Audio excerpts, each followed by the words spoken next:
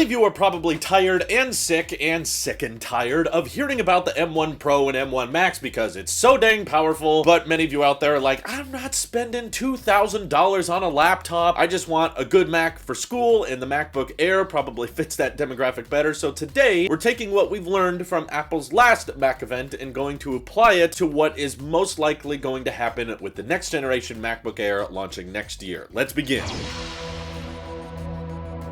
So it's most likely going to have white bezels and a big fat chunky notch that's going to cut in on your content 24/7. Thanks for watching, have a great day. No, actually, I think that there's a bit of leakers getting ahead of themselves and too many people extrapolating what they saw with the 24-inch iMac and assuming that's going to be the future for everything. You know, when the 24-inch iMac came out, I saw a lot of people saying that Apple's going to do this exact same thing with the MacBook Air next year. They're going to give it white bezels and way more colors, and I've seen some of the renders. You know, technically on a, computational level, the renders have been very good, but from a design perspective, I'm not really a fan. I think like the white keys with the white bezels gives this really cheap, like $200 Windows laptop vibe to it. And the other thing to keep in mind is Apple is actually, according to Ming-Chi Kuo, planning to launch a mini LED display on the MacBook Air, which some of you may be like, well, yeah, everything's getting mini LED, big whoop. But I find this kind of bizarre because it's the first time Apple is actually trying to bring higher, Liquid Retina XDR to a non-Pro device. So far, that's only been on the iPad Pro and the MacBook Pro, and it's rumored to come out on the iMac Pro next year, but Kuo is saying no, they also plan on having a 13-inch display for the MacBook Air because it's going to be getting a redesign with slimmer bezels, and with extreme dynamic range, that is always going to be better to show off with black bezels because you have this direct comparison of pixels being all the way off and having the black border around the perimeter. And the same leaker, Ty98, who alluded to the notch coming to the MacBook Pros, although he reported on it way back in August, and no one really believed him. Everyone was like,